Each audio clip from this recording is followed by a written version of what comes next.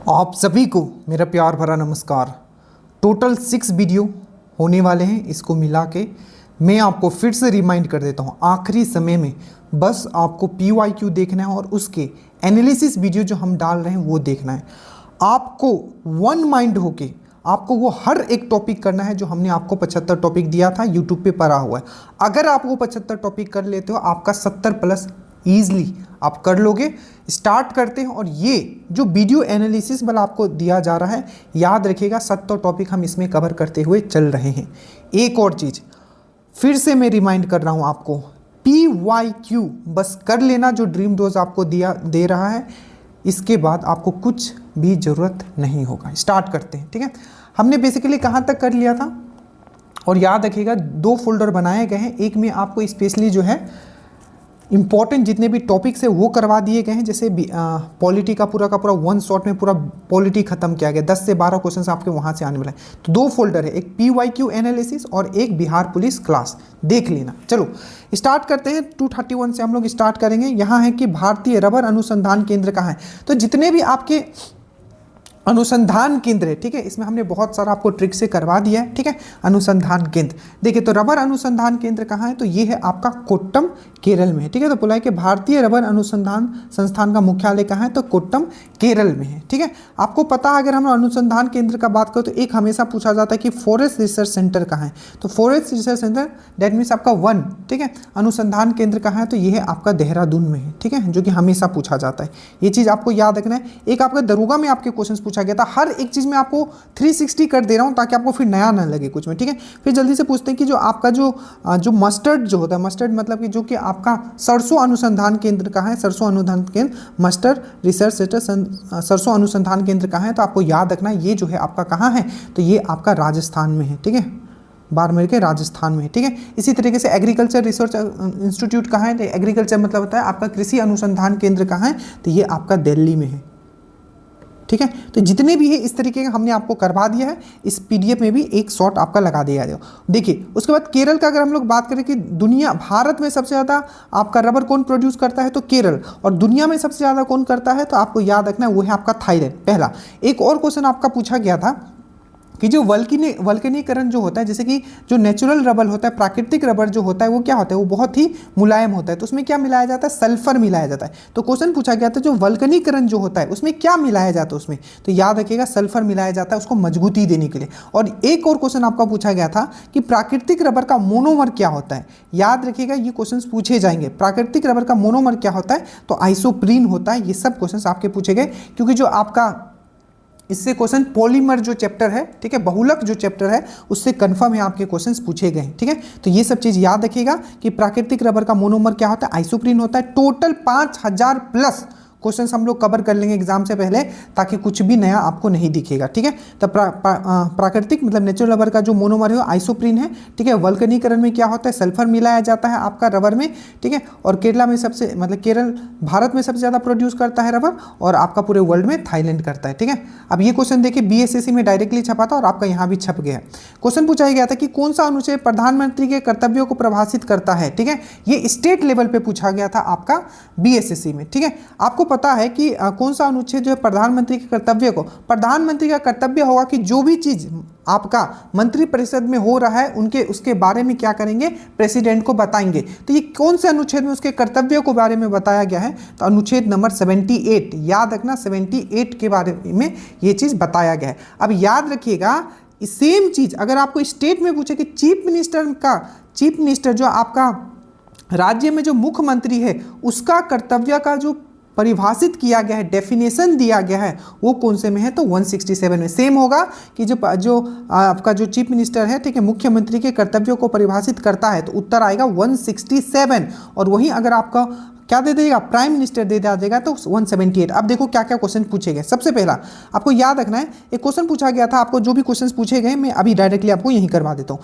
कि राष्ट्रपति की सहायता के लिए एक मंत्रिपरिषद होगा। क्वेश्चन क्या पूछा गया था कि राष्ट्रपति की सहायता के लिए एक मंत्रिपरिषद होगा जिसका जो हेड जो होगा वो PM होगा। कौन से अनुच्छेद में, 74 में, अच्छे से याद रखिएगा। और सेम चीज अगर राज्य में बोले कि राज्य में क्या होगा, एक मंत्रिपरिषद होगा जिसका हेड कौन होगा, जो आपका चीफ मिनिस्टर होगा, ठीक है। तो आपको याद रखना है राष्ट्रपति की सहायता के लिए तो कौन से अनुच्छेद में है, 163 में है।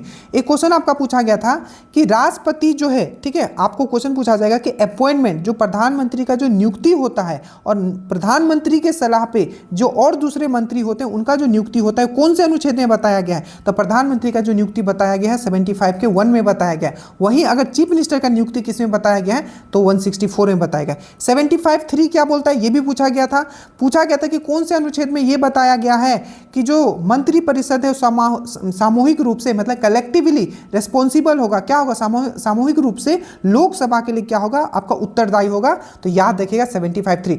यहां कंफ्यूजन मत करना। अगर आपको क्वेश्चन पूछेगा कि जो मंत्री परिषद है पूरा, ठीक है, सामूहिक रूप से किसके लिए उत्तरदायी होगा तो लोकसभा का, पर जो अगर पूछेगा इंडिविजुअल रूप से मतलब हर एक मंत्री, ठीक है, व्यक्तिगत रूप से किसके लिए उत्तरदायी होगा तो याद रखिएगा प्रेसिडेंट, याद रखिएगा।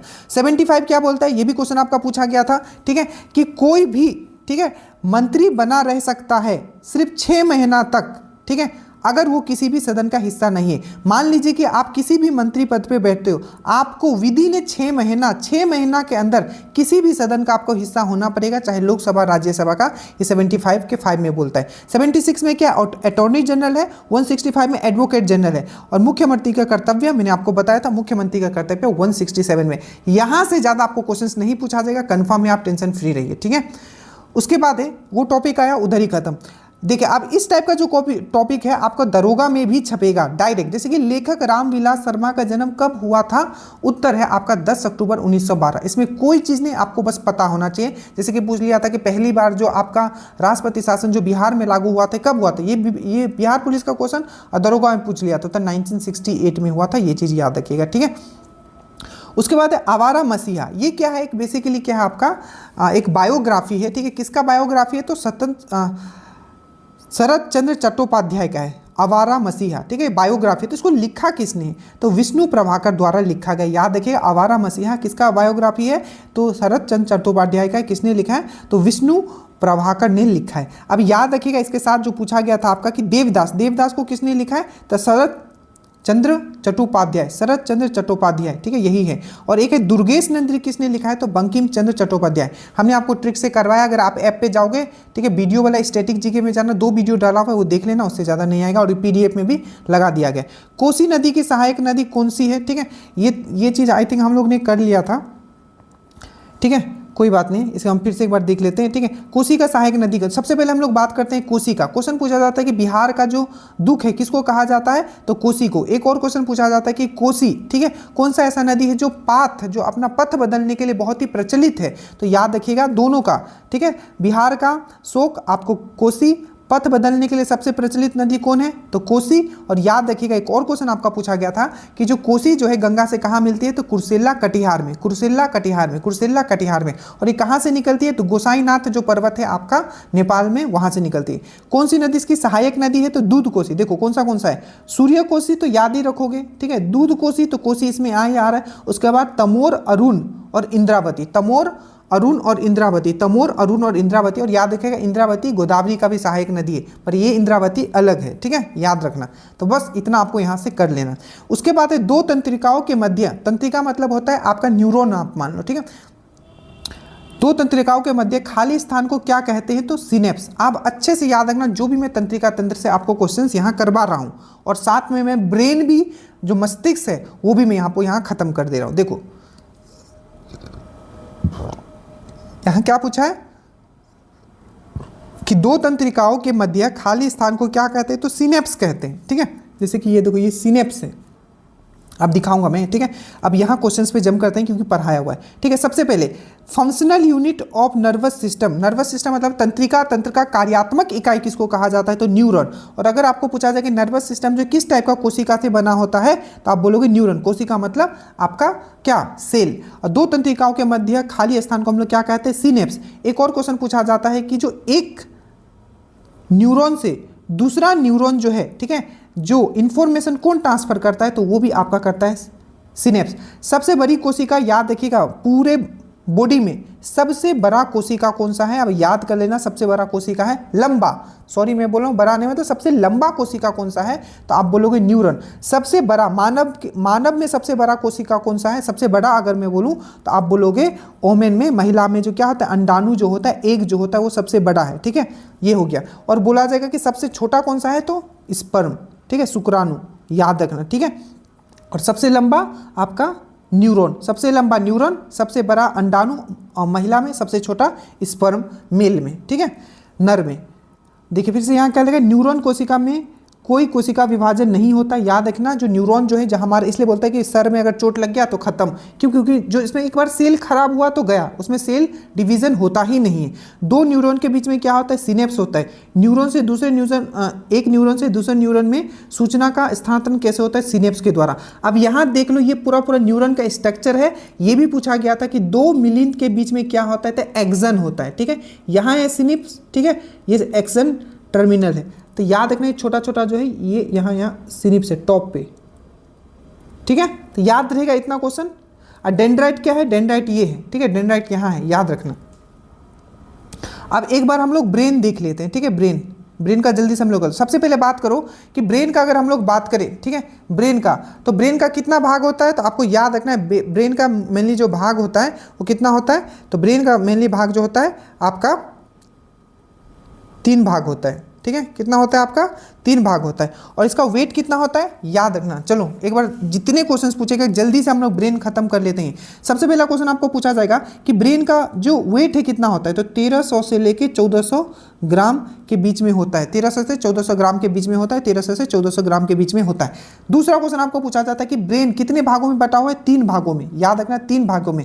Fore brain, midbrain, hindbrain, अग्र मस्तिष्क, पश्चिम मस्तिष्क और मध्य मस्तिष्क। ठीक है, अब नेक्स्ट क्वेश्चन आपका पूछा गया था कि सबसे बड़ा भाग कौन सा है? तो आपका फोर ब्रेन, अग्र मस्तिष्क, फोर ब्रेन जो है सबसे बड़ा भाग है। और अगर पूछे कि सबसे बड़ा भाग उपभाग में, उपभाग, सबसे बड़ा भाग तो फोर ब्रेन, और उपभाग में सबसे बड़ा भाग कौन सा है? तो याद रखिएगा सेरेब्रम। सेरेब्रम क्या है? उपभाग में सबसे बड़ा है। ठीक है, याद रखिएगा। और याद रखिएगा आप कुछ कुछ क्वेश्चन जो आपको यहां से पूछे गए। सबसे पहला यहाँ मैं आपको करवा देता हूँ। ठीक है, देखिए स्वैच्छिक क्रिया जो होता है, स्वैच्छिक क्रिया में मतलब होता है आपका वॉलेंट्री एक्शन, इसको कौन कंट्रोल करता है? तो सेरिब्रम करता है। अनैच्छिक क्रिया जो होता है इसको कौन कंट्रोल करता है? मेडुला ऑब्लंगेटा करता है। ठीक है, मेडुला ऑब्लंगेटा करता है। और जो आपका जो रिफ्लेक्स एक्शन होता है उसको कौन करता है? तो आपका स्पाइनल कॉर्ड, डेट मीन्स आपका रीढ़ का हड्डी स्पाइनल कॉर्ड करता है। तो तीनों याद रखना, voluntary action cerebrum, involuntary action आपका मेडुला ऑब्लंगेटा, रिफ्लेक्स एक्शन पता है ना, जैसे आपको कहीं भी मान लीजिए कि चोट लगता है, आप पीछे खींचते हो हाथ, या कहीं आपका सुई गिर गया तो आप पीछे खींचते हो, उसको रिफ्लेक्स एक्शन बोलते हैं। तो उसको कौन कंट्रोल करता है? तो आपका स्पाइनल कॉर्ड करता है। ठीक है, मेरुदंड अच्छे से याद रहेगा। और ये भी याद रखना कि 12 जोड़ी जो होता है तंत्रिका मस्तिष्क से निकलती है। तो क्रेनियल नर्व्स जो होता है कितना निकलता है मस्तिष्क से? तो 12 जोड़ी, याद रखना। और जो स्पाइनल कॉर्ड से, स्पाइनल कॉर्ड मतलब मेरुदंड से कितना नर्व्स निकलता है? तो 31 निकलता है। यहाँ से ये क्वेश्चन पूछे गए जो मैं आपको करवा रहा हूँ। ठीक है, उसके बाद सेरिब्रम का काम पूछा गया था, 4 पूछ लिया जाएगा। इसमें पूछेगा कि इसमें से कौन सा मस्तिष्क का भाग है जो आपको इंटेलिजेंस रिलेटेड, इंटेलिजेंट हो गया, किसी चीज को याद रखना हो गया, ये सब किसके कंट्रोल में रहता है? तो सेरिब्रम। उसके बाद बोलेगा कि बॉडी जो है बैलेंस किसके कंट्रोल में रहता है? तो सेरिब्रम के कारण। सेरिब्रम के कारण क्या होता है? बॉडी जो है बैलेंस। आप बैलेंस कैसे मेंटेन कर पाते? तो सेरिब्रम के कारण। एक और क्वेश्चन पूछा गया था कि जो अगर आप दारू पीते हो तो मस्तिष्क का कौन सा भाग आपका असर में आता है? तो आप याद रखो सेरिब्रम। और जो मसल का जो संकुचन होता है, संकुचन जो होता है उसको कौन कंट्रोल करता है? तो सेरिब्रम, अच्छे से याद रखना। उसके बाद आपका आता है आपका हाइपोथैलेमस। हाइपोथैलेमस से पूछा जाता है कि मास्टर ग्रंथि किसको बोलते हैं? मास्टर ऑफ मास्टर ग्रैंड, मतलब मास्टर ऑफ मास्टर ग्रैंड किसको बोला जाता है? तो हाइपोथैलेमस को। पूछा जाता है कि बॉडी का टेम्परेचर कौन मेंटेन करके रखता है? तो आपका हाइपोथैलेमस। इसीलिए इसको क्या बोला जाता है? आपका थर्मोस्टेट भी बोला जाता है। क्या बोला जाता है इसको? थर्मोस्टेट भी बोला जाता है, थर्मोस्टेट। और याद रखना ये भी क्वेश्चन पूछा गया, बॉडी का नॉर्मल टेम्परेचर कितना होता है? तो डिग्री सेल्सियस में 37 डिग्री सेल्सियस, अगर फ़ारेनहाइट में बोलेंगे तो 98.6, और केल्विन में बोलेंगे तो 310। ठीक है, बाकी जितने भी दिए हुए हैं प्लीज़ इसको आप पढ़ लीजिएगा। ठीक है, ब्रेन से रिलेटेड है। तो ब्रेन के बारे में सेरिब्रम से याद रखना, सेरिब्रम क्या करता है? जितना भी आपका IQ, इंटेलिजेंट रिलेटेड चीज़ है उसको कंट्रोल करेगा सेरिब्रम, और स्वैच्छिक क्रिया भी जो है सेरिब्रम। सेरिब्रम क्या करेगा? तो आपका याद रखिएगा, पहले तो मसल का कॉन्ट्रैक्शन आपको बैलेंस प्रोवाइड करता है, याद रखिएगा। ठीक है, मेडुला ऑब्लंगेटा क्या करता है? आपको अनैच्छिक क्रिया, जो हमारे हाथ में नहीं है, जैसे आंख पलक का झपकना, हार्ट बीट, सांस लेना, ये सब क्या इनवॉलेंट्री एक्शन, ये कौन करता है तो medulla oblongata. Reflex action spinal cord, अच्छे से याद रखना। बिंदु का बहुवचन क्या है, याद रखना बहुवचन बिंदु का बिंदु ही होता है, ठीक है। याद रखना बहुवचन पढ़ना है आपको, तत्सम तद्भव, जहां जहां जो बोलता हूं हिंदी का लिख लो और उसको बस देख लो, 10-10 मिनट का वीडियो, बस बात खत्म, बाकी तो हम करा ही दे रहे। शुद्ध वाक्य पहचानिए, आसमान में घने बादल छाए हुए हैं, ये शुद्ध वाक्य है।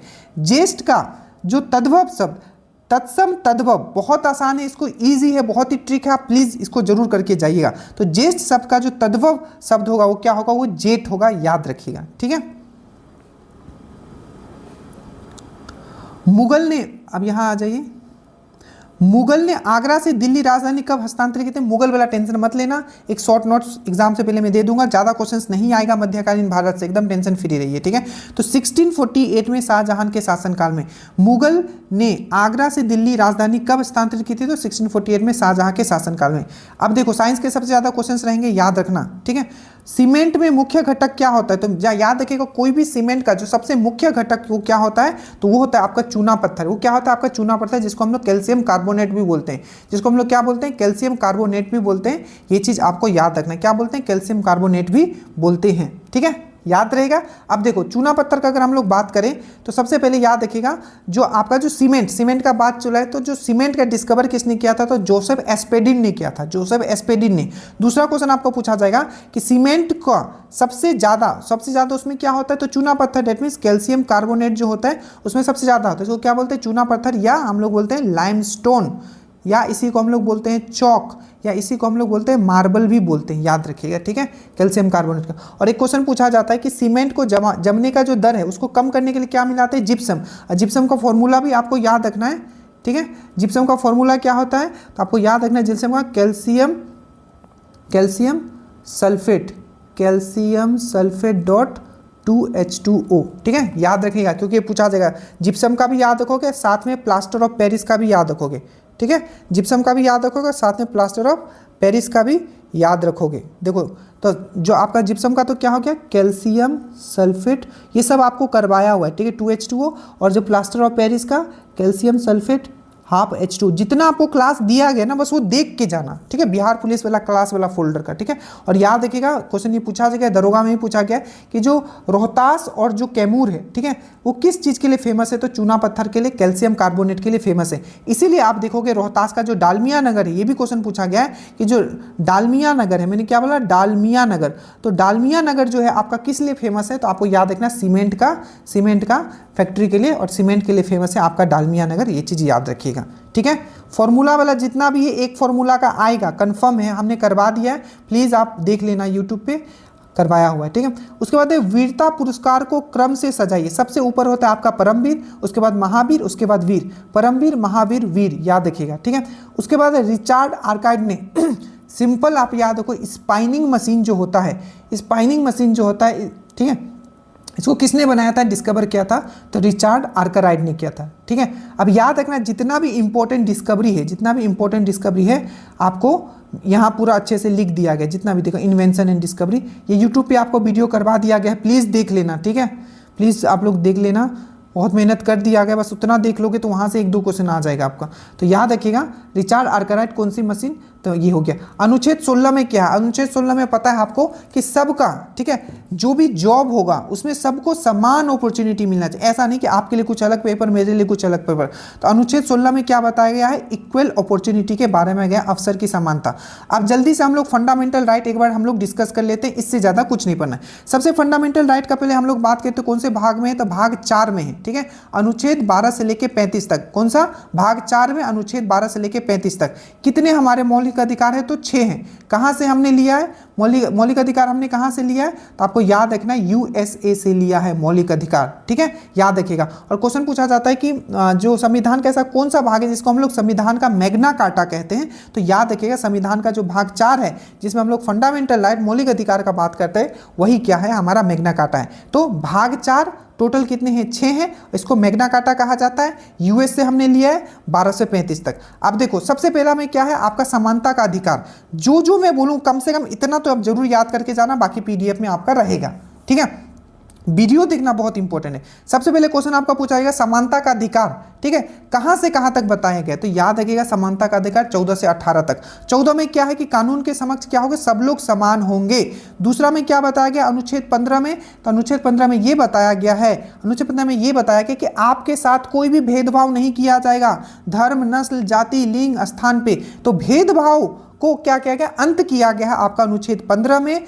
और जो कानून के सामने सबको एक समान किया गया है 14 में। और 16 में क्या किया गया है, समानता। समानता किस चीज में, आपका सार्वजनिक जो भी रोजगार है, एम्प्लॉयमेंट जो है, उसमें सबको समान है, नंबर लाओगे तो आपको जॉब मिलेगा, ठीक है, तो वो इसमें बताया गया है। उसके बाद ये बहुत बार रिपीट हुआ है, ठीक है, जो अनटचेबिलिटी है, अश्रिपता, छुआछूत को जो अंत किया गया है, छुआछूत को जो अंत किया गया है 17 में सट जाओ, 17 में सट जाओ, तो 17 में एंड किया गया है। ये यहां से 4 ये बहुत इंपॉर्टेंट है। और एक याद रख सकते हो यहां कि उपाधियों का उन्मूलन, मतलब एंड ऑफ द टाइटल्स बताया गया 18 में। यहां से ये 4 बहुत इंपॉर्टेंट है। उसके बाद दूसरा है आपका स्वतंत्रता का अधिकार, ठीक है, फ्रीडम, राइट टू फ्रीडम। ये अनुच्छेद 19 से लेके 22 में, ये कितना था, 14 से लेके 18, ये 19 से लेके 22। अब यहां देखिए सबसे पहला क्वेश्चन आपका पूछा जाएगा कि जो भाषा, मतलब भाषण देने का स्वतंत्रता, ठीक है, किसमें बताया गया है, 19 में। उसके बाद सभा बनाने का स्वतंत्रता किसमें बताया गया है, 19 में, ठीक है।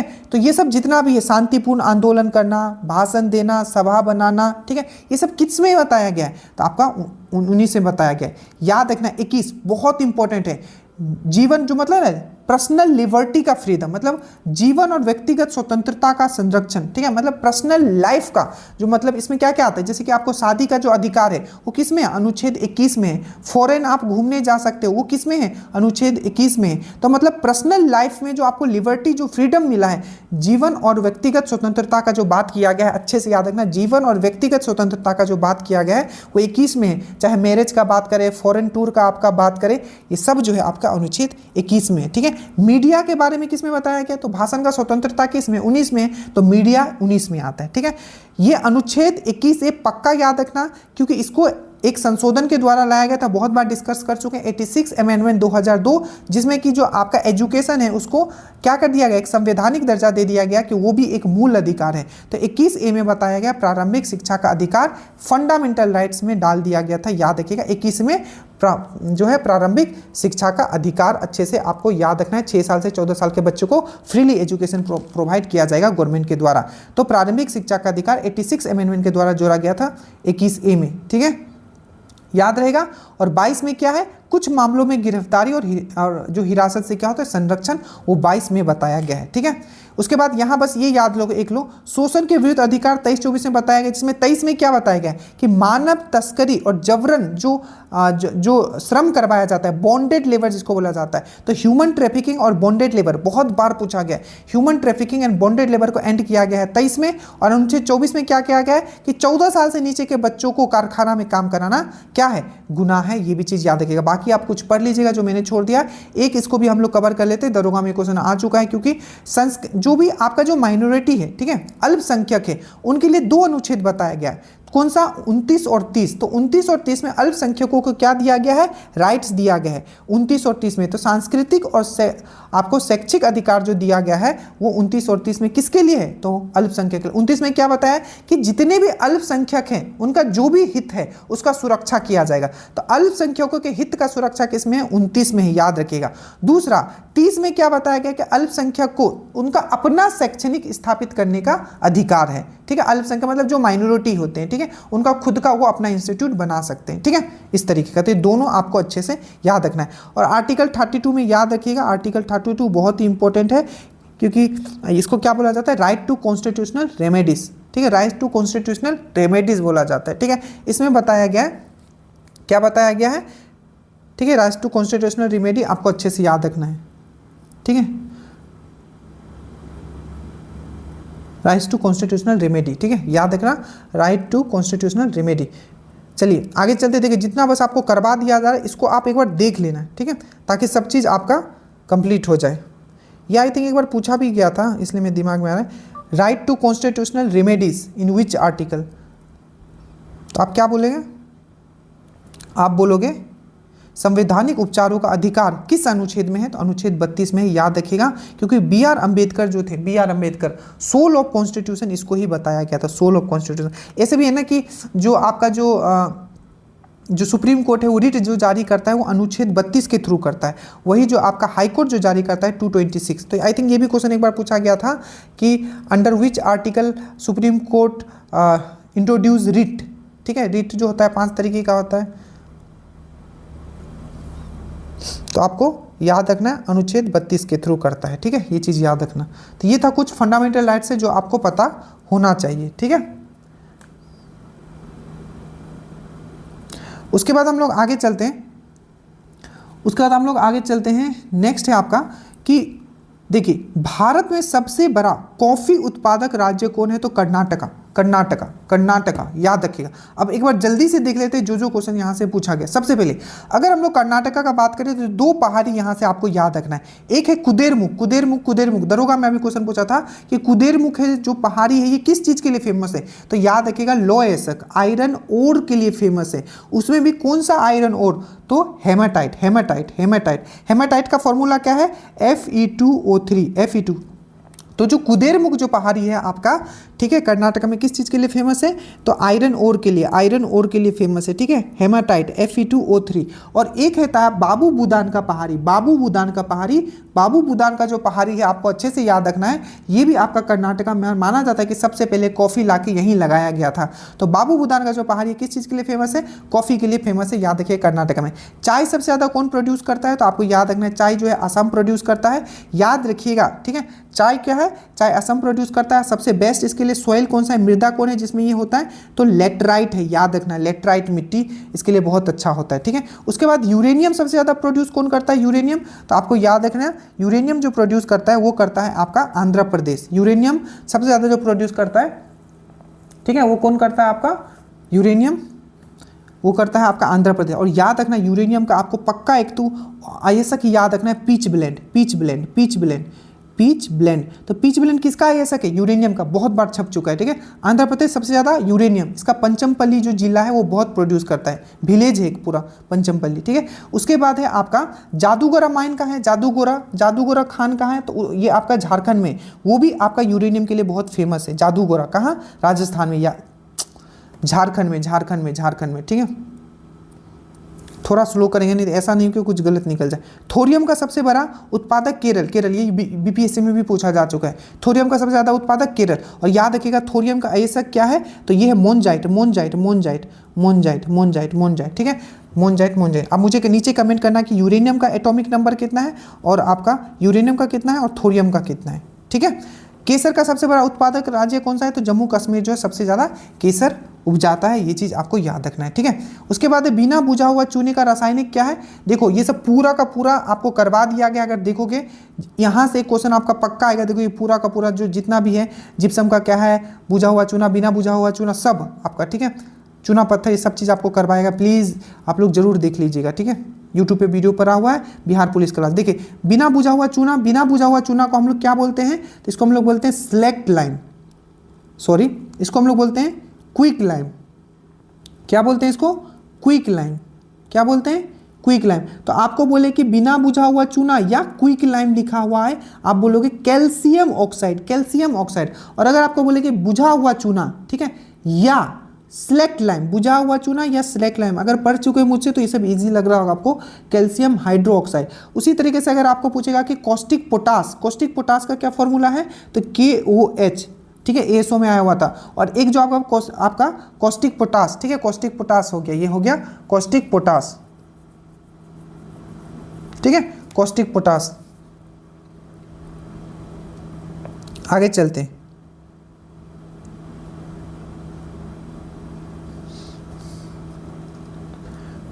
Caustic potash sodium hydroxide. ठीक है, आगे ये नहीं जाएंगे इसमें ज़्यादा क्योंकि आपको करवा दिया गया। मोहनजोदारो कहाँ स्थित है? आप अच्छे से बताइए। मोहनजोदारो तो ये पाकिस्तान में। आप देखिए क्या क्या क्वेश्चन यहाँ से जो पूछा गया हड़प्पा से, इसी वीडियो में हम पूरा आपके लिए लेके आए हैं, आपको इसी में कंप्लीट करेंगे। सबसे पहले अगर हड़प्पा का बात करिए, कहाँ है? पंजाब में है, पाकिस्तान का पंजाब वाला जो एरिया है, पाकिस्तान का पंजाब वाला। और याद रखिएगा रावी नदी के तट पे है हड़प्पा। मोहनजोदारो कहाँ है? तो याद रखिएगा ये भी पाकिस्तान में है, सिंध, पाकिस्तान का जो सिंध वाला एरिया है और सिंधु नदी के किनारे है। याद रखिएगा मोहनजोदारो सिंधु नदी के किनारे, हड़प्पा आपका रावी नदी के। धोलावीरा आपको बहुत अच्छे से याद होगा क्योंकि इससे बहुत बार बिहार पुलिस का ये फेवरेट ये है आपका। धोलावीरा से मैंने आपको समझाया था, धोलावीरा से मैंने क्या समझाया था कि ये 2 दिन क्वेश्चन बिहार पुलिस में पूछा गया है, ठीक है, कि धोलावीरा याद रखिएगा सबसे अच्छा उच्च जल प्रबंधन का साक्ष्य कहाँ से मिले? जल प्रबंधन का साक्ष्य तो धोलावीरा। एक और क्वेश्चन पूछा गया था कि कौन सा ऐसा जो साइट था, ठीक है, इंडस वैली सिविलाइजेशन का जो 3 भागों में बटा हुआ था, क्योंकि जितने भी थे 2 भागों में थे, पर धोलावीरा क्या था? 3 भागों में था। ये कहाँ है? गुजरात में है, लूनी नदी। याद रखना जो बोला, उन्नत जल प्रबंध, ठीक है, 3 भागों में बटा हुआ था, कहाँ है? गुजरात और लूनी नदी के किनारे। लोथल, याद रखना एक क्वेश्चन पूछा गया था कि किसको लघु छोटा हड़प्पा भी बोला जाता है, लघु हड़प्पा भी बोला जाता है, तो लोथल को याद रखना, ये गुजरात में और भोगवा नदी के किनारे है। उसके बाद है कालीबंगा, कालीबंगा आपको याद है ये कहाँ है? तो राजस्थान में और घग्गर नदी के किनारे। चुहुद्रो, ठीक है, ये कहाँ है आपका? तो सिंध में है और पाकिस्तान सिंध में है चुनहुद्रू। याद रखना ये सब यहीं से क्वेश्चंस आपके रहेंगे, ठीक है। उसके बाद पाटलिपुत्र शहर का स्थापना किसने किया था? सबको पता है, ये सब बहुत बार डिस्कस। अब एक चीज और देखोगे, 200 क्वेश्चंस प्लस हमने अभी कवर किया, 250 होने वाला है, क्वेश्चंस रिपीट होने शुरू हो गए और जो हमने आपको डिटेल में पढ़ा दिया उसी से क्वेश्चंस आएंगे। जैसे कि देखो, पाटलिपुत्र शहर की स्थापना किसने किया था? बहुत बार कर चुके हैं, उदयन, सोन और गंगा के संगम पे ये किया गया है पाटलिपुत्र, ठीक है, याद रखिएगा। और एक क्वेश्चन दरोगा में पूछा गया था कि जो मुगल शासनकाल में जो पटना को क्या कहा जाता था? तो अजीमाबाद कहा जाता था, ये भी चीज़ याद रखिएगा। सदैव में संधि है, संधि पढ़ के जाइएगा, चाहे दरोगा हो चाहे किसी, ठीक है। सिर्फ हिंदी हम आप पे छोड़े हैं, ठीक है, और आप हिंदी तो आपको पता होगा, इंग्लिश का जहाँ जहाँ रहेगा मैं वहाँ आपको बताते हुए चलूँगा, चाहे प्रीपोजिशन टेंस जो भी हो, ठीक है। तो याद रखिएगा सदैव में क्या है? वृद्धि संधि है, याद रखिएगा। वाह कितना सुंदर दृश्य है, वाह वाह कौन सा अव्यय है? तो ये विस्मयदायक अव्यय है, ये भी हिंदी का है, तो आप देख लीजिएगा इसको, ठीक है। देख लेना कि कौन सा टॉपिक से आया, बस 10 20 मिनट का है, देख के खत्म, ठीक है।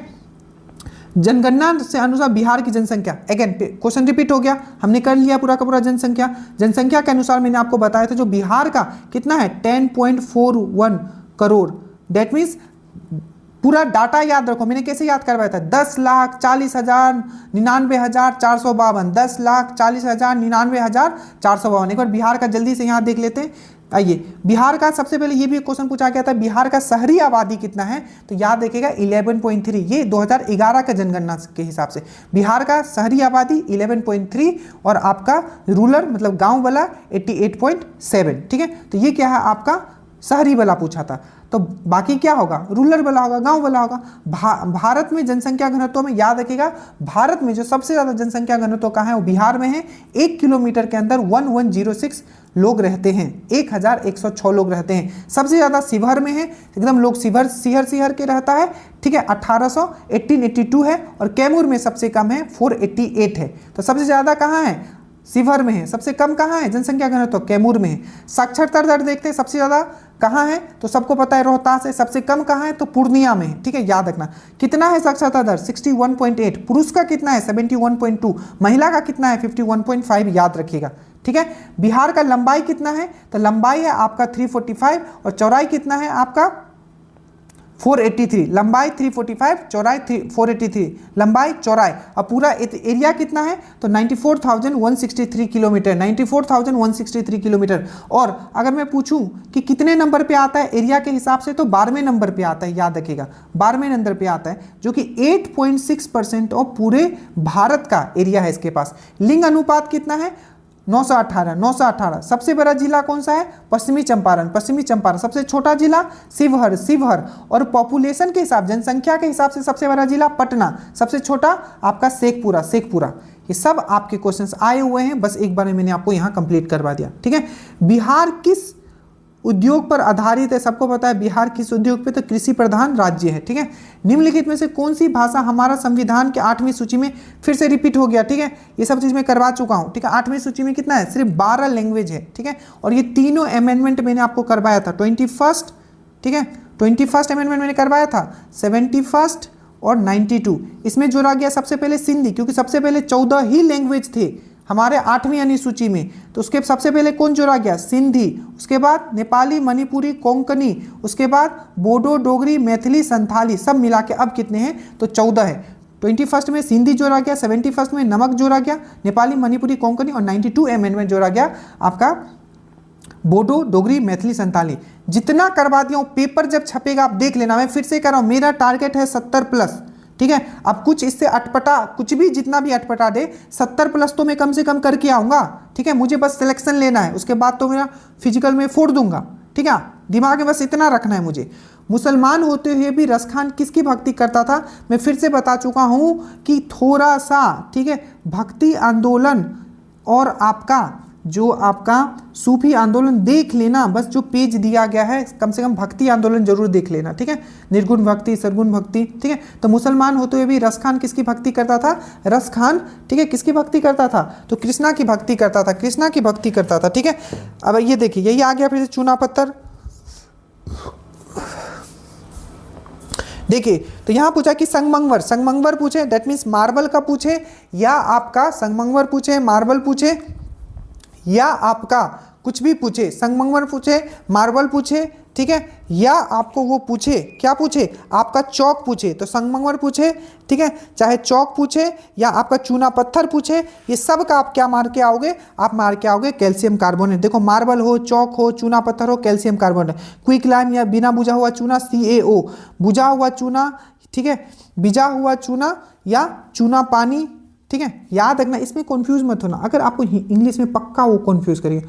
अगर आपको पूछेगा लाइम स्टोन, तो क्या बोलोगे? Calcium carbonate. ऐसे मैं पढ़ा चुका हूँ कैल्शियम कार्बोनेट। और अगर आपको पूछेगा लाइम वाटर, चूना पानी, तो क्या बोलोगे? चूना, इसमें जब पानी मिला देते हो तो ये बन जाता है, तो कैल्शियम हाइड्रोक्साइड, जिसको हम लोग क्या बोलते हैं? इसको स्लैक लाइम बोलते हैं, इसको क्विक लाइम बोलते हैं, याद रखना। उसके बाद कॉस्टिक सोडा, तो कॉस्टिक सोडा बोलेगा तो सोडियम हाइड्रोक्साइड, कॉस्टिक पोटास बोलेगा तो KOH, ठीक है। कॉस्टिक, यहाँ H कर लो, ठीक है, ये आप ये H ही है। Caustic potash, KOH, caustic soda, ये। और उसके बाद आपका टेबल सॉल्ट जो होता है, टेबल पे जो सॉल्ट खाते हैं, NaCl, और ग्लूकोज का C6H12O6। बाकी जितना भी फॉर्मूला वाला मैंने आपको सीट दे दिया है, प्लीज़ प्लीज़ एक बार पढ़ लीजिएगा, क्योंकि ये सब देखो, ये सब कर चुके हैं हम लोग। देखो, पूरा का पूरा फॉर्मूला दिया हुआ है, बहुत अच्छे से करवा दिया गया है। ये पूरा का पूरा इन्वेंशन, जो भी इन्वेंशन से रिलेटेड होगा ये आप कर लेना, ठीक है।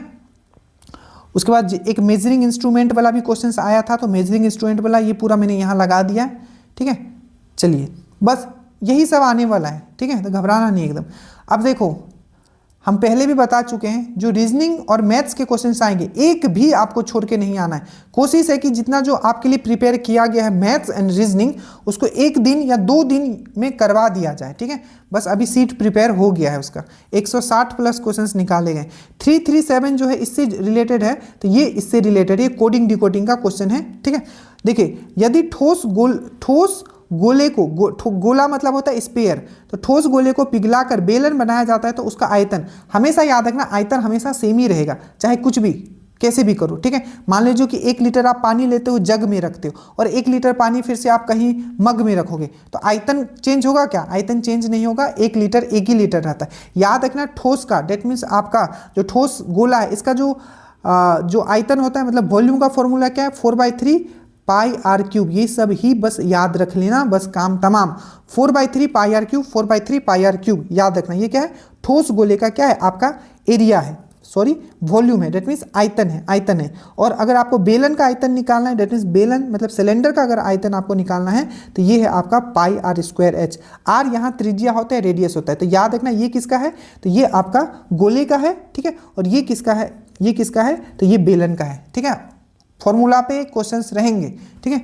उसके बाद है कि भारत में नोबेल पुरस्कार विजेता कैलाश सत्यार्थी ने किस पुस्तक का लोकार्पण, जो 1 फरवरी 2000, जितने भी इंपॉर्टेंट बुक है मैंने आपको करवा दिया, इसे जस्ट पहले वाला वीडियो में देख लेना। तुम पहले क्यों नहीं आए? कैलाश सत्यार्थी ने किया था, याद रखिएगा, ठीक है।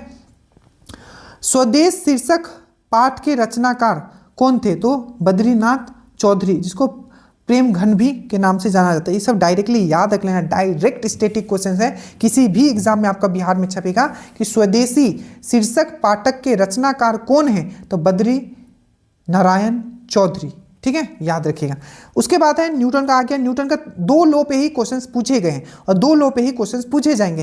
पहला आपका जड़त्व का नियम, law of inertia, law of inertia, law of inertia. तो पहला जो है लॉ ऑफ इनर्शिया, इसी पे आपको, या इसको गैलीलियो लॉ भी बोला जाता है। पूछा जाएगा कि लॉ ऑफ इनर्शिया या न्यूटन का फर्स्ट लॉ को और किस नाम से जानते हैं, तो गैलीलियो लॉ के नाम से भी जानते हैं, याद रखिएगा। ठीक है, तो लॉ ऑफ इनर्शिया क्या कहता है कि जो चीज अगर रेस्ट में है तो रेस्ट में ही रहना चाहेगा, जो कोई अगर मोमेंटम में है, मतलब जो चाल में है तो चाल में ही रहना पाएगा। जैसे कि बस में हम अचानक बैठे रहते हैं, ठीक है, बस अचानक खुलता है तो क्या कहता है, हम लोग पीछे की तरफ झुकते हैं। ठीक है, और बस अगर चल रहा होता है और अचानक रुकता है तो हम लोग आगे की तरफ झुकते हैं। तो ये सब लॉ ऑफ इनर्शिया का है, लॉ ऑफ इनर्शिया।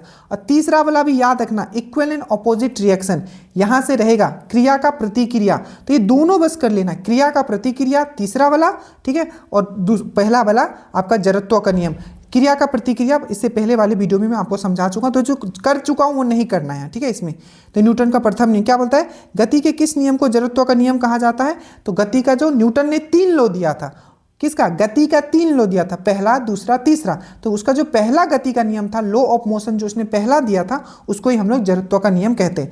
मानव नेत्र, इससे जस्ट पहले वाले वीडियो में पूरा डिटेल में मैंने पढ़ा दिया है कि मानव नेत्र किस मानव नेत्र में जो आपका इमेज बनता है, प्रतिबिंब बनता है, वो कहाँ बनता है, रेटिना पे बनता है, रेटिना पे, रेटिना पे। मानव नेत्र के स्टडी को, अध्ययन को क्या कहते हैं, ऑप्थोमोलॉजी, ऑप्थोमोलॉजी, ऑप्थोमोलॉजी क्या कहते हैं, ऑप्थोमोलॉजी। ये सब आपको लिखा हुआ है तो नहीं लिखेंगे, सिर्फ बोलते हैं। चलो, सबसे पहले मैंने बोला कि इमेज कहाँ बनेगा, रेटिना पे बनेगा, रेटिना पे इमेज बनेगा। दूसरा, हमारे आंख में कौन सा लेंस है, तो कॉन्वेक्स लेंस है, उत्तल लेंस है। आंख के स्टडी को क्या कहते हैं, तो ऑप्थोमोलॉजी कहते हैं, ऑप्थोमोलॉजी कहते हैं। अगर आपको निकट दृष्टि दोष होता है तो उसमें कैसे ठीक होगा, तो कॉनकेव मिरर लगा, कॉनकेव लेंस लगा के, कॉनकेव लेंस लगा के, डेट मीन्स आपका अवतल लेंस लगा के आपका निकट दृष्टि दोष ठीक किया जा सकता है। और उत्तल लेंस किसको ठीक करने में करेंगे, तो आपका दूर दृष्टि दोष, दैट मीन्स फार साइटनेस। ये सब चीज आपको याद रखना है। ठीक है, ये करवा चुका हूं, लिखा हुआ भी तो नहीं जा रहा हूं, फिर से देखो ये क्वेश्चन रिपीट हो गया, रिपीट होना शुरू। ठीक है, नारियल के छिलके, इसका मैंने, अगर आप इंस्टाग्राम फॉलो करते हो, हर दिन कम से कम 2 से 3 क्वेश्चन आपको नेचर से कनेक्ट करके आपको करवाया जाता है प्रैक्टिकल। ये सब क्वेश्चन वहीं से ही देखिए। ठीक है, 1 लाख व्यूज गया था। नारियल के छिलके किस उत्तक के बने होते थे, मैंने क्या बताया था, 3 मैंने बताया था। एक स्क्लेरेनकाइमा, जितना भी कठोर, ठीक है, कठोर सरफेस वाला जितना भी चीज होगा, चाहे नारियल का हो, कटहल का हो, ये जितना भी बनता है वो स्क्लेरेनकाइमा से बनता है। उसके बाद मैंने बताया था जो यांत्रिक सपोर्ट जो मिलता है वो किससे मिलता है, यांत्रिक सपोर्ट, तो कोलेनकाइमा से, कोलेनकाइमा से यांत्रिक सपोर्ट मिलता है। ठीक है, और जो पानी में जो तैरते हैं, जो पौधे तैरते हैं, उसमें कौन सा टिश्यू होता है, तो एरेनकाइमा। तो इसमें एरेनकाइमा आपका यांत्रिक सपोर्ट, मैकेनिकल सपोर्ट कोलेनकाइमा, और कठोर सरफेस आपका स्क्लेरेनकाइमा, तीनों याद रखना। और आपका जल के लिए जाइलम, ठीक है, और जल के लिए जाइलम, और फूड के लिए, खाद्य के लिए फोइलम। बाकी उसका जो डिटेल दिया हुआ था वो जरूर देखिएगा। वाल्मीकि बैराज किस नदी पर बनाया गया है, तो गंडक। ठीक है, गंडक नदी पे, किस पे, गंडक नदी पे वाल्मीकि बैराज बनाया गया। अब देखो, जैसे कि त्रिवेणी नहर है, ये किस पे बनाया गया, गंडक नदी पे बनाया गया। जयपुर सेतु किस पे बनाया गया, जिसको जयप्रकाश सेतु, गंगा पे बनाया गया। महात्मा गांधी सेतु गंगा पे बनाया गया। इंद्रपुरी बैराज बहुत ही इंपॉर्टेंट, बहुत ही पुराना, सोन नदी पे बनाया गया आपका रोहतास में। ठीक है, उसके बाद विश्व का प्रथम लोकतंत्र, ठीक है, विश्व का प्रथम लोकतंत्र कहाँ अपनाया, सब पहले ही मैं बता चुका हूँ, ये चीज़ बहुत ही अच्छे से आपको मैंने बताया था। ठीक है, कि जो पहला लोकतंत्र था, ठीक है, वो कौन था, तो वो वज्जी था, वज्जी में क्या था आपका, एक वज्जी जो एक महाजनपद था, उसी में था, कौन था आपका, लिच्छवी। ठीक है, तो विश्व का प्रथम लोकतंत्र कहाँ अपनाया गया था, उत्तर वैशाली। तो अगर आप देखो, 3 मैंने आपको बताया था, 3 महाजनपद बिहार में, उत्तर में कौन था, वज्जी, जिसका कैपिटल क्या था, वैशाली, और वज्जी का ही भाग कौन था आपका, लिच्छवी, याद रखा। तो लिच्छवी पूछे या आपका वज्जी पूछे, इन दोनों का कैपिटल याद रखना वैशाली ही होगा। ठीक है, और ये जो था पहला गणतंत्र था आपका, याद रखिएगा। ठीक है, पहला गणतंत्र। तो विश्व का प्रथम लोकतंत्र कहाँ अपनाया गया था, उत्तर वैशाली, आप याद रखिएगा। ठीक है, और 2 जो था दक्षिण भारत में था, एक था मगध, जिसका राजगीर या गिरिब्रज था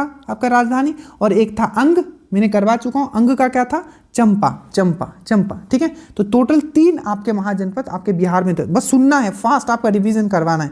2011 के जनगणना के अनुसार जनसंख्या की दृष्टि से भारत बिहार का क्रम में है, ठीक है। तो मैंने बताया था जनसंख्या की दृष्टि से देखें तो तीसरे नंबर पे, ठीक है, और जनसंख्या घनत्व की दृष्टि से देखें तो पहले नंबर पे, और जनसंख्या इसका कितना है तो 10 करोड़, ठीक है, 40,99,452, ठीक है, याद रखिएगा। क्षेत्रफल इतना है, मैं बता चुका हूं। कुल जनसंख्या जो है आपका 8.6 है, मतलब पूरे भारत का जनसंख्या का कितना 8.6 है।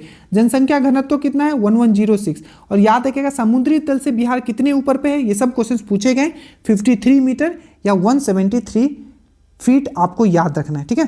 किस मुगल सम्राट ने झरोखा दर्शन की शुरुआत की थी, तो आपको याद रखना है झरोखा दर्शन किसने स्टार्ट किया था, तो अकबर ने, ठीक है। इसमें क्या होता था मुझे ये भी कमेंट करना है एक बार, ठीक है। किस मुगल सम्राट ने झरोखा दर्शन स्टार्ट किया था, अकबर ने, ठीक है। इसका अकबर ही होगा कि कोई और होगा, आप कमेंट करना है, ठीक है, क्योंकि मध्यकालीन भारत आपको ज़्यादा नहीं पढ़ना है, बस लिमिटेड। उसके बाद आपका बांधवगढ़ टाइगर रिजर्व, ठीक है, बांधवगढ़ टाइगर रिजर्व, मैंने क्या बोला, बांधवगढ़ टाइगर रिजर्व, ठीक है। तो बांधवगढ़ टाइगर रिजर्व कहाँ है, तो आपका मध्य प्रदेश में। बांधवगढ़ टाइगर रिजर्व कहाँ है, तो आपका मध्य प्रदेश में ही, याद रखिएगा, ठीक है। इसको टाइगर स्टेट भी बोला जाता है, मध्य प्रदेश को टाइगर स्टेट बोला जाता है। और बांधवगढ़ टाइगर रिजर्व कहाँ है, तो आपका मध्य प्रदेश। कुछ जो आपका बिहार पुलिस और बिहार, जैसे कि दाचीगम राष्ट्रीय उद्यान जो है, दाचीगम राष्ट्रीय उद्यान कहाँ है, तो जम्मू एंड कश्मीर में। और ये भी पूछा गया किस चीज़ के लिए फेमस है, तो काश्मीरी हिरन, जिसको हुंगल भी बोला जाता है, और काश्मीरी स्टेग भी बोला जाता है। और एक है आपका हेमिस नेशनल पार्क, जो पूरे भारत का सबसे बड़ा जो आपका राष्ट्रीय उद्यान कौन है, तो वह है आपका हेमिस नेशनल पार्क, जो कि पूरे बिहार का बार बिहार है, देखो कितना प्यार है बिहार से, ठीक है। पूरे भारत का जो सबसे बड़ा, ठीक है, जो राष्ट्रीय उद्यान है वो है आपका हेमिस नेशनल पार्क। और किस चीज़ के लिए फेमस है, तो याद रखना स्नो लियोपर्ड, ठीक है, स्नो लियोपर्ड जो होता है, जो स्नो में मिलता है, स्नो लियोपर्ड के लिए आपका हेमिस नेशनल पार्क फेमस है। दाचीगम किसके लिए फेमस है, तो आपको याद रखना है दाचीगम जो फेमस है आपका, दाचीगम जो आपका फेमस है वो किस चीज़ के लिए फेमस है, तो आपको याद रखना है ये काश्मीरी हिरन के लिए फेमस है, ठीक है, आपको अच्छे से याद रखना है। और उसके बाद अगर हम लोग बात करें, ठीक है, पेरियार नेशनल पार्क कहाँ है, केरल में। किस चीज़ के लिए फेमस है पेरियार नेशनल पार्क, तो हाथी के लिए फेमस है। मानस नेशनल पार्क कहाँ है, तो मानस नेशनल पार्क याद रखना, मानस नेशनल पार्क या काजीरंगा नेशनल पार्क या ओरांग नेशनल पार्क या नामेरी नेशनल पार्क, ये कहाँ है, आपका असम में है।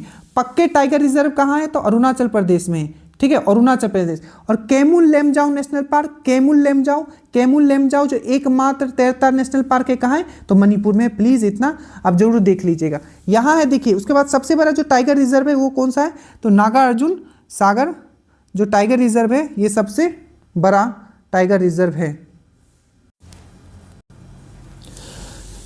तो आपको याद रखना है सबसे जो बड़े साइज का जो आपका टाइगर रिजर्व है कौन है, तो नागार्जुन श्रीशैलम टाइगर रिजर्व है, जो कि आंध्र प्रदेश और तेलंगाना में स्थित है। याद रखिएगा। टाइगर मैन ऑफ इंडिया किसको कहा जाता है, तो कैलाश संकला को। और टाइगर प्रोजेक्ट कब आया था, तो 1973 में आया था, ये भी चीज़ याद रखना है। भारत का पहला राष्ट्रीय उद्यान कहाँ है, सबको पता है, ये क्या है, जिम कॉर्बेट राष्ट्रीय उद्यान, ठीक है, जिम कॉर्बेट राष्ट्रीय उद्यान, याद रखिएगा। 1936 में ये फॉर्म हुआ था। और जिम कॉर्बेट से पहले इसका हेली नेशनल पार्क के नाम से जाना जाता था, हेली नेशनल पार्क के नाम से जाना जाता था। राष्ट्रीय वाटर वे, ठीक है, राष्ट्रीय वाटर वे 4 किस नदी पर स्थित है, मैंने आपको पूरा करवाया था। राष्ट्रीय जो नेशनल वाटर वे वो पहला कौन था, तो आपको याद रखना है आपका इलाहाबाद से कोलकाता, ये क्या है आपका पहला आपका नेशनल वाटरवे 1 है। नेशनल वाटरवे 2 कौन सा था, तो असम में था, ब्रह्मपुत्र नदी पे। और नेशनल वाटरवे 3 कौन सा है, तो ये आपका केरल में है। केरल में कहाँ है, तो केरल में याद रखिएगा आपका कोटापुरम से लेके कोलम तक है। और चौथा वाला कौन सा है, तो राष्ट्रीय वाटरवे 4 जो है कृष्णा और गोदावरी नदी पे है। याद रखना ये चारों, ठीक है, बाकी सब इसी में लिखा हुआ आपको मिल जाएगा। और याद रखना ये जलमार्ग, राष्ट्रीय जलमार्ग जो 3 है, इसमें नेविगेशन फैसिलिटी भी अवेलेबल है, ये भी चीज़ आपको याद रखना है, ठीक है। लोकसभा क्षेत्र से जीतकर जो भी लोकसभा, जो जैसे कि लोकसभा होता है, विधानसभा होता है, तो लोकसभा क्षेत्र से जो जीतकर आते हैं उन्हें क्या कहते हैं, तो उसे सांसद कहते हैं। बड़ा सा सिंपल। देखिए तो लोकसभा का बेसिकली आपको पूछा जाए, संसद के तीन भाग है और 2 सदन है। तो संसद कौन से अनुच्छेद में है? 79 अनुच्छेद में संसद के बारे में बताया गया, ठीक है। लोकसभा को किस में बताया गया? 81 के बारे में, 81 में है। और राज्यसभा किस में है? आपका 80 में है। और आपको जो प्रेसिडेंट का जो पोस्ट है वो किसके में बताया गया है? तो 52 में। तो पूछा जाए कि पार्लियामेंट कौन से में है? तो आपका पार्लियामेंट जो है 79 में है। संसद के कितने भाग है? तो 3 है, लोकसभा, राज्यसभा और प्रेसिडेंट। और सदन कितने हैं? तो 2 सदन है। बहुत अच्छे से पॉलिटी करवा दिया गया, प्लीज आप लोग जरूर जाके देख लीजिएगा, ठीक है। उसके बाद है कि क्षार का पीएच मान कितने होता है? सबको पता है जो क्षार होगा, जो बेसिक होगा, अगर 7 होगा तो क्या होगा? ना वो क्षार होगा ना वो ही अम्लीय होगा, ठीक है। याद रहेगा, ना ही वो क्षार होगा ना ही अम्लीय होगा, ठीक है। बट अगर आपका 7 से ज़्यादा होता है तो क्या होगा? आपका क्षार होगा, डेट मीन्स आपका बेस होगा। और 7 से अगर कम होता है तो क्या होगा? वो एसिडिक होगा। ये चीज़ आपको अच्छे से याद रखना है। 7 से कम एसिडिक हो जाएगा, ये चीज़ आपको अच्छे से याद रखना है, ठीक है। 7 से कम एसिडिक हो जाएगा, 7 से ज़्यादा बेस हो जाएगा। और 7 पे रहेगा तो ना वो एसिडिक, वो न्यूट्रल रहेगा। ये स्केल किसने दिया था? पीएच स्केल तो सोरेनसन ने दिया था, सोरेनसन ने दिया था। और याद रखना, यूरिन जो होता है, मूत्र जो होता है, उसका पीएच कितना होता है? 6। हमारा ब्लड हो चाहे आंसू हो, उसका पीएच कितना होता है? 7.4। विनेगर मतलब सिरका का पीएच कितना होता है? 3। और जो आपका जो एक बार पूछ लिया गया था कि आपका जो गैस्ट्रिक जूस होता है उसका कितना होता है? तो 2.5। याद रखना 2.5, ठीक है। और जो आपका नींबू होता है 2.4। ये सब आपके पूछे गए। और एक चीज़ याद रखना, ये एक और पूछा गया था कि आपका, ये ऐसे मैं पहले करवा चुका हूँ, जल्दी से एक बार फिर से रिपीट कर लेते हैं। जैसे ये ऐसे हम कर चुके हैं तो छोड़ देते, रिपीट करके कोई फ़ायदा नहीं। जरूर देख लेना इससे पहले वाला वीडियो। जैसे कि मिथाइल ऑरेंज में एसिड क्या देता है, ठीक है। फेनोप्टोलिन में एसिड क्या देता है, लिटमस पेपर में क्या देता है, तीनों का प्लीज़ एक बार जरूर आप देख लेना, पीछे बताया गया है और लगा हुआ है, ठीक है। भारतीय ओलंपिक समिति के वर्तमान अध्यक्ष कौन है? तो पीटी उषा है, ठीक है। करंट यहाँ डिस्कस नहीं कर रहा हूँ, ठीक है, क्योंकि फ्यूचर में भी ये वीडियो किसी को काम आएगा और बेहतरीन तरीके से काम आएगा, ठीक है। भारतीय महिला पायलट ने, देखिए एक पिच ब्लैक सैन्य अभ्यास होता है, ठीक है। ये आपका ऑस्ट्रेलिया में आई थिंक हुआ था 2024 में, ठीक है। तो इसमें जो भावना कांत जो है शामिल हुई थी। तो ओमेन रिलेटेड जितना भी फैक्ट रहेगा करंट वाला, और करंट का आपको 6 महीना का तो सबसे पहले करना है जो आपको दिया जाएगा, उसके बाद आपको जो टॉपिक वाइज है वो अलग करना है। सबसे मूल्यवान ब्रांड 2024 में जून में भारत का सबसे मूल्यवान ब्रांड कौन बना है? तो ये टाटा ग्रुप बना है, ये याद रखिएगा। ये आपको डायरेक्टली 1 लाइनर में आपको मिल जाएगा, जो आपको पीडीएफ दिया जाएगा। बिहार के मुख्यमंत्री नीतीश कुमार ने किस शहर को 2025 तक राजस्व जिला बनाने का आपका घोषणा किया है? तो यह है आपका बिहार ने, नीतीश कुमार ने किस शहर को राजस्व जिला, ठीक है, बगहा, शायद इसका आंसर बगहा होगा, एक बार चेक कर लीजिएगा, ठीक है। अब ये जो क्वेश्चन है आपको दरोगा में भी आ चुका है और ये मेरिट डिसाइड किया होगा। इसका ऐसा तोड़ मैंने निकाला, आप देखिए, चमगादड़ और पक्षी के पंख किस टाइप के उदाहरण है? क्या ये अनुरूप है, ठीक है, या समजातीय अंग है? हमने आपको करवाया था, एक होता है होमोलोगस, एक होता है एनालोगस। हमने आपको कैसे ट्रिक एक समझाया था, अगर आपको याद हो। होमोलोगस हमेशा जो होगा वो सेम जगत के प्राणी होंगे। जैसे कि देखो, मानव का भुजा और कुत्ते का अगला पैर, मानव का भुजा और कुत्ते का अगला पैर, ये किसका एग्जाम्पल है? तो कभी भी कंफ्यूज मत करना इस टाइप के क्वेश्चन में। मानव और कुत्ता दोनों क्या है? सेम संघ है, मतलब ये क्या स्तनधारी में आते हैं। तो जब दोनों सेम संघ का होगा तो होमोलोगस होगा। ये कहीं लिखा हुआ नहीं मिलेगा, ऐसा ट्रिक कभी मिलेगा नहीं जो मैं अभी यहाँ बता रहा हूँ, ठीक है। वही एनालोगस क्या होगा? नहीं तो इसका आप ना डेफिनेशन ही पढ़ते रह जाओगे कि जिसका ओरिजिन ये होगा वो होगा, ठीक है, वो सब नहीं करना है, ठीक है। डायरेक्टली एनालोगस कौन सा होगा? जब प्राणी अलग अलग संघ से हो। जैसे कि चमगादड़ क्या है? ये स्तनधारी है। और पक्षी क्या है? ये क्या है? आपके पक्षी वर्ग में आता है, ठीक है, एप्स में आता है। तो ये तो स्तनधारी हो गया, और ये क्या हो गया? पक्षी, आपका एप्स वाले में आ गया। तो इन दोनों का अगर हम लोग कंपेयर करें कि इन दोनों का जो पंख है, ठीक है, किसका एग्जाम्पल है? तो ये अनुरूप का है, ठीक है, अनुरूप का है, ठीक है। अच्छे से याद रखना, एनालोगस का है, एनालोगस का है। एक बार हिंदी देख लेना, हमने सही लिखा है कि नहीं। होमोलोगस और एनालोगस मैंने आपको यहां समझा दिया, ठीक है।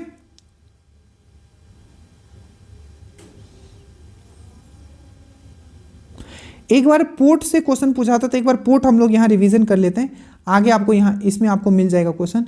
यहाँ आपका पोर्ट से क्या होता है, एक बार जल्दी से हम लोग पोर्ट देख लेते हैं, जितने भी बंदरगाह हैं, ठीक है, जल्दी से देख, ज़्यादा टाइम नहीं लगेगा, ठीक है। सबसे पहला क्वेश्चन पूछा जाएगा कि भारत का एकमात्र जो नदी पे बना हुआ जो बंदरगाह कौन है, तो ये कोलकाता बंदरगाह, जो कि हुगली नदी पे बना हुआ एकमात्र नदी पे बना हुआ, ये याद रखना, ठीक है। और इसका नाम चेंज कर दिया गया, इसका नाम जो चेंज कर दिया गया श्यामा प्रसाद मुखर्जी कर दिया गया, ठीक है, याद रखिएगा, ठीक है।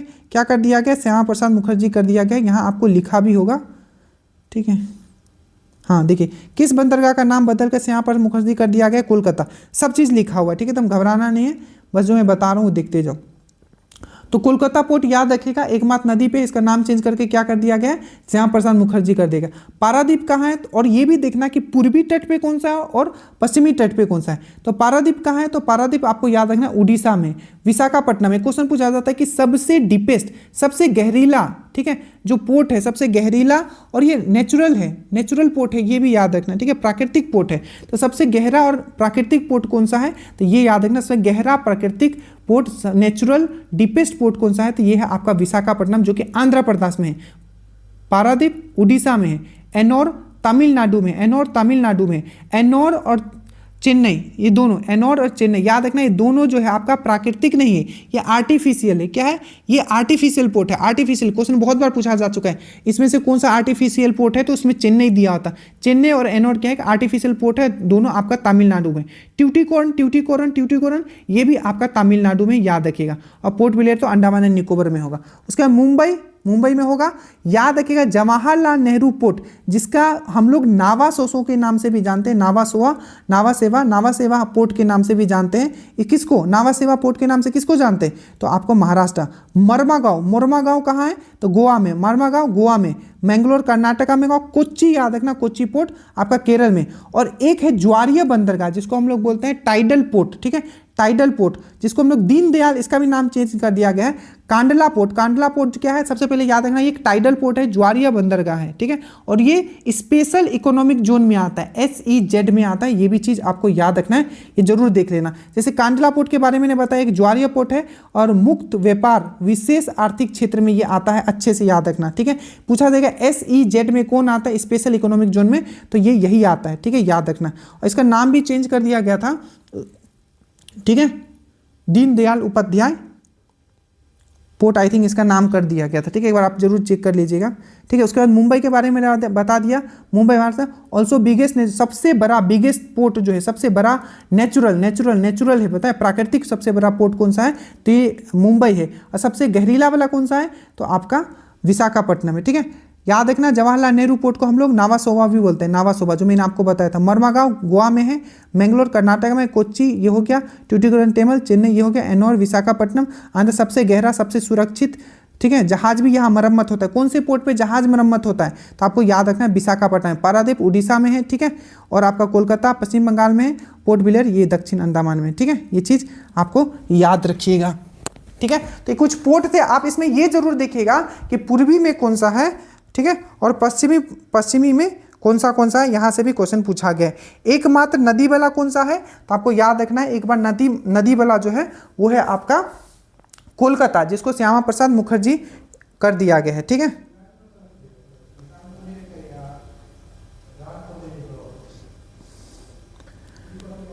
ठीक है, तो दीनदयाल पोर्ट इसका नाम था, किसका, आपका जो आपका कांडला पोर्ट है, इसको दीनदयाल पोर्ट के नाम से भी जाना जाता है। तो ये हमने पोर्ट पूरा कवर कर लिया, क्योंकि पोर्ट आपका यहाँ दिया हुआ था, ठीक है। कल से हम लोगों को कोशिश रहेगा, क्योंकि 1 घंटे का क्लास हो गया, कि कल से हम लोग लॉन्ग क्लास लें, कम से कम आपका 1 से 1.5 घंटे का क्लास हो, और आपका जो 1000 प्लस क्वेश्चन लिखा हुआ, 5000 प्लस क्वेश्चन आपका डायरेक्टली सब हम कवर करवाते। So thank you so much. Please कैसा लगा एफर्ट जरूर बताइएगा। जय हिंद।